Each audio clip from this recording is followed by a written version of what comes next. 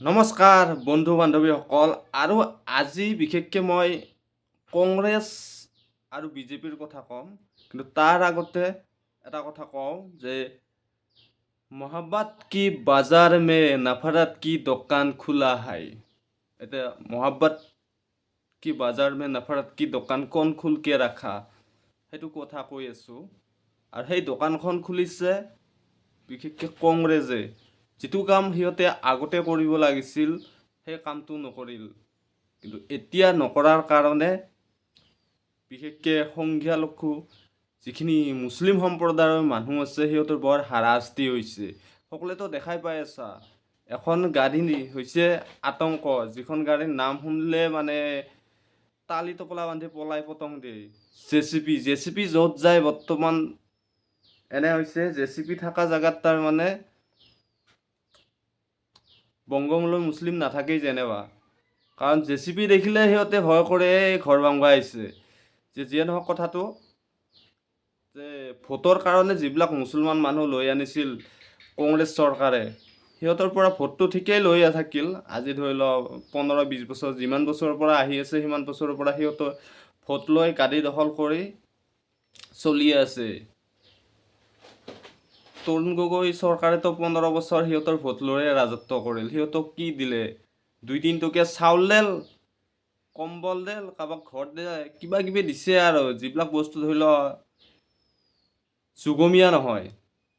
যদি সেই বস্তুবিলাক নেদি সিহঁতক এক কথাকে মাতিও দিল হয় নহয়, কিজানি আজি মুছলিম মানুহখিনিৰ ঘৰ চৰ নাভাঙিলে হয়। সিহঁতকতো মাতি নিদিলে মিছা কথা।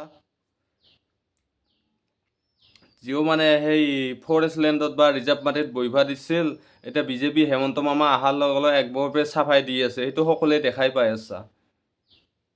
গতিকে এই দোকানখন সিহঁতে খুলি গ'ল, যিখন অসমত হিন্দু মুছলিম মিলি ধুনীয়াকৈ চলি আছিলোঁ তাহানিৰ পৰাই।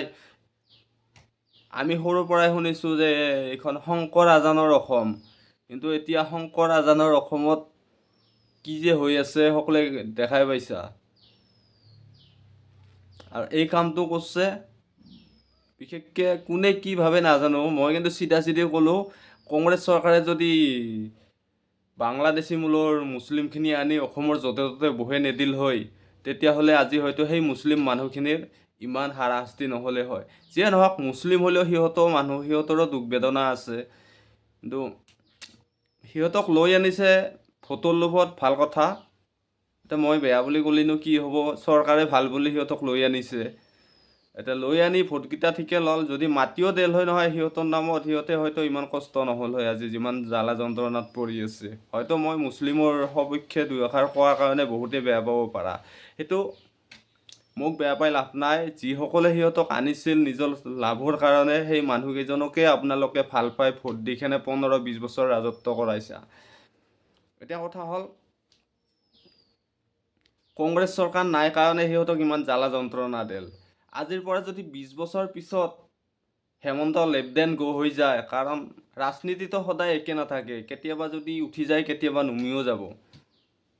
কিমান হেমন্তই 10 বছৰ, 20 বছৰ, 15 বছৰ, যিয়ে নহওক এটা সময়ততো সি নৰা হৈ যাব না। তেতিয়া হয়তো যদি কংগ্ৰেছ আহে, তেতিয়াহ'লে কিন্তু আজি সেই বিদেশী মুছলিম কেইটাক যি হাৰাশাস্তি কৰি আছে, এটা চৰকাৰে বিদেশী বনাইছে, তাৰ মাজত স্বদেশীও 2-এটা থাকিব পাৰে, সেইটো একো ডাঙৰ কথা নহয়, কাগজেহে ক'ব সত্যতা। কিন্তু কংগ্ৰেছ চৰকাৰ আহিলে যিখিনি হিন্দু মুছলিম আছে, যিখিনি হিন্দু বঙালী মানুহ আছে, মানে বিদেশী বঙালী মানুহ, কিন্তু সেইখিনিকো সিহঁতৰ একেই যে জ্বালা নিদিব কংগ্ৰেছ চৰকাৰে, তাৰ কোনো মান নাই। আজি যেনেকৈ বংগমূলৰ মুছলিমখিনিক বিদেশী বুলি বিজেপি চৰকাৰে পূৰা বাহ মাৰি আছে, কিন্তু সেই বাহডাল এটা সময়ত হিন্দু বাংলাদেশীখিনিকো কিন্তু কংগ্ৰেছ চৰকাৰে মাৰিব, যেতিয়া সিহঁতে গাদী দখল কৰিব। এই কথাষাৰ যিবোৰ মানে হিন্দু বাংলাদেশী আছা নহয়, তহঁতো অলপ ৰেডি হৈ থাক, তহঁতৰ সেই পকৰত বাহ মৰা দিনটো আহি আছে লাহে লাহে।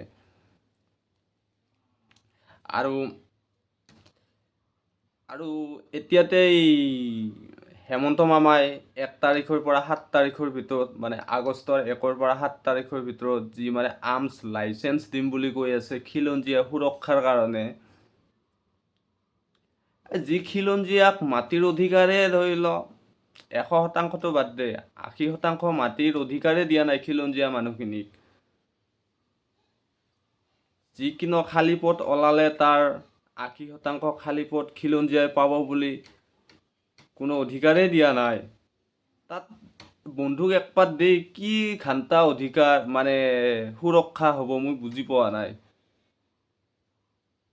নিজৰ থকা মাটিখিনিয়ে যদি নিজৰ নামত সুৰক্ষা নহয়, যে খিলঞ্জীয়াৰ মাটি বেলেগে কিনিব নোৱাৰে, অকল খিলঞ্জীয়াইহে কিনিব পাৰিব, সেনে যদি কোনো ৰুল নাথাকে, বন্ধুক একপাত দিলে খিলঞ্জীয়াৰ কিবা সুৰক্ষা হ'ব নেকি?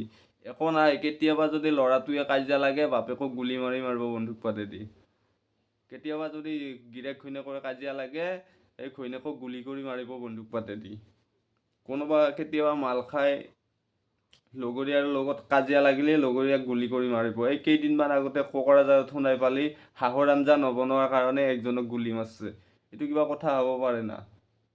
হাঁহৰ আঞ্জা নবনাল নাই, সিও লগ এজনক বনাব দিছিল নাবনাল। হাঁহৰ আঞ্জা নবনোৱাৰ কাৰণে যদি গুলি খাব লগা হয়, এইটো মানে কি কথাষাৰ হাস্যকৰ বুলিও ক'ব পাৰি। হাঁহিলেও হয়তো সেই পৰিয়ালৰ মানুহখিনিয়ে বেয়া পাব, আমাৰ ঘৰত এনেকুৱা মানে অঘটন হৈছে তুমি হাঁহিছা। কিন্তু যিয়ে নহওক কথা এটা, মুঠতে বন্দুক দিলে অসমীয়াৰ কোনো সুৰক্ষা নহয়। আৰু বন্দুকৰ যি দাম, কিজানি 50,000ৰ তলত একো বন্দুকেই নাপাব কিজানি। কিছুমানৰ 50,000, 1 লাখ, 2 লাখ, আপ টু 10 লাখক লাগি আছে বোলে। আৰু এই আমাৰ খিলঞ্জীয়া মানুহখিনিৰ জ্বৰ চৰ্দি হ'লিয়ে ফাৰ্মাচীত বাকী কৰি টেবলেট আনিব লগা হয়। চেলাইন দিব লগা হ'লেতো ধানে বিকিব লাগিব। আৰু যদি এই খিলঞ্জীয়া মানুহৰ ঘৰত মানে বেছিভাগ মানুহৰে যদি চিৰিয়াছ বেমাৰ হৈ পেলাই গুৱাহাটী ট্ৰিটমেণ্ট কৰিব নিব লগা হ'ল, সি হয় মাটি বন্ধক থ'ব লাগিল, নহয় তামোল বাগান বন্ধক থ'ব লাগিল, নহ'লে গৰুহাল বিকিব লাগিল, নহ'লে ছাগল, হাঁহ, কুকুৰা যি আছে বিকিব লগা হ'ল। এনে বোলে টকা মোৰ বেংকত এইখিনি জমা আছে তাৰ পৰা উলিয়াই দিম বুলি অকাত নাই। কাৰণ জানাই খিলঞ্জীয়া মানুহখিনিৰ প্ৰায় 90% মানুহে খেতিৰ ওপৰতে ভৰসা। আৰু ধান বিকিনো কেইটকা পাব, মাটিনো আছে কেইবিঘা। চবতো মানে অনা অসমীয়াই দখল কৰি চাফাই কৰিছে। গতিকে তাৰ পিছত আৰু মানে আজি 50,000, 1 লাখ টকা দামত এই খিলঞ্জীয়া অসমীয়াই বন্দুক কিনবা অকাত আছে পকৰত? আছে 2 এজনৰ, বাকী কেইজনৰ আছে? যে চব মিছা কথা। এই যে বন্দুক দিম বুলি কোৱা যি মানে আইনখন বনাইছে খিলঞ্জীয়াৰ সুৰক্ষাৰ কাৰণে, এইটো সুৰক্ষা নহয়। খিলঞ্জীয়াকতো আগে পিছে মাৰছে, এতিয়া মাজেদিও মাৰিব। এতিয়াতো সম্পূৰ্ণ চেটেপে কৰিব কিজানি, যি মানে মাথা মাৰছে মামাই। আৰু এই বন্দুকবিলাক বেছিভাগ খিলঞ্জীয়াই কিনবা নাপায়তো। চাবি অনা অসমীয়া হিন্দী ভাষী মানুহখিনিহে বেছিকৈ কিনব। কাৰণ সিহঁতৰ টকা আছে, অসমত সিহঁতে বিজনেছ কৰিব আহিছে। সিহঁতে টকা দি কিনব মানে সিহঁতৰ সুৰক্ষাৰ কাৰণেহে। আৰু বেছি তাৰ লগত যদি অসমীয়াই বেছিকৈ মুখ চুপতি মাৰে নহয়, তৰ্কত লিপ্ত হয়, তেতিয়াহ'লে সেই বন্দুকেদি অসমীয়াকে গুলি কৰিব। কাৰণ ঘটনা ঘটিয়ে আছে। আমাৰ নামনিত যদিও নঘটে নহয়, আপাৰত দেখাই পোৱা। এই বেছি 3-4 দিন আগত মিচিং সম্প্ৰদায়ৰ ল'ৰা এজনক নাৰিকলৰ দাম বেছি কোৱাৰ কাৰণে ৰ'দেদি মাথা ফালি দিছে কোবে। মই এটা কথা আৰু বুজি নাপাওঁ, সি বাৰু ৰ'দেদি মাথা ফালি দিল কোবে, বাকী তাতে খিলঞ্জীয়া মানুহ নায়েই নেকি সেই মানুহজনক ধৰি মাৰবাক লাগি? যিমান যি বেছিভাগ ঘটনা শুনা পাওঁ, আমাৰো কিন্তু বড়ো সমষ্টিত ইমান খেলি মেলি আজিলৈকে পোৱা নাই। খালি মাজতে পাইছিলোঁ এই কি ৰিকিবুদ্দিন না কি, তাৰ সমষ্টিত আমাৰ বড়ো সমষ্টিৰ ছোৱালী বিহু নাচবা যাইতে তাৰমানে অশ্লীল নৃত্য কৰবাৰ কাৰণে জোৰ জবস্তি কৰিছিল। সিও এটা বাংলাদেশী নেকি, তাহা যে কি সিগিলা নাটক পাতে, এনে বোলে তাহাৰ কি কয় গান বাজানা ৰোমান্টিক সেইবিলাক সিহঁতৰ ধৰ্মত কৰবাই নাপায়, কিন্তু তথাপিতো সিহঁতে ঈদ আহিলি কিবা আহিলি সেই মানে